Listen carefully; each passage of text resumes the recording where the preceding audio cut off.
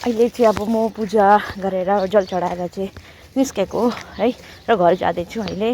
अनि एउटा कुरा सेयर गर्नु मन लाग्यो के भन्दा चाहिँ अब मानिसको जीवनमा चाहिँ धेरै दुःख हुन्छ होइन, सबैको जीवनमा चाहिँ कहिले सुख हुन्छ, दुःख हुन्छ, स्ट्रेसफुल हुन्छ है।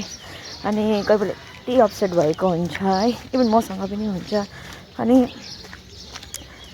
मन्दिरमा पस्दा है एकदमै त्यो के भन्छ राम्रो लाग्छ होइन, आफूलाई त्यो मन पनि अशान्त भएको शान्ति हुन्छ है, अलग्गै प्रकारको फिल हुन्छ है। र मसँग पनि त्यही हो, त्यही भयो है, त्यही हुन्छ इफ म मन्दिर गयो भने चाहिँ। अनि म पनि त्यस्तो जाँदिनँ, तर अब यसो कहिले कहिले त हो। अनि गएपछि म 7 बजी पुगेको है, तर अहिले चाहिँ कति बज्यो, 8 बज्न आँटिसक्छ।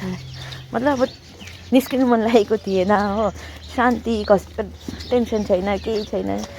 अनि कोही बेला चाहिँ जानु पर्दो रहेछ है, टाइम पाएको बेला टाइम निकाल्नुपर्छ। अनि यस्तै छ है। अनि मलाई पनि धेरै राम्रो लाग्यो है, शान्ति फिल हुन्छ।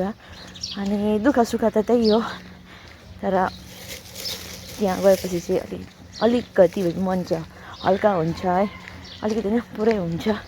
र फेरि पनि राधे राधे है, शिवरात्रिको सबैलाई धेरै धेरै शुभकामना।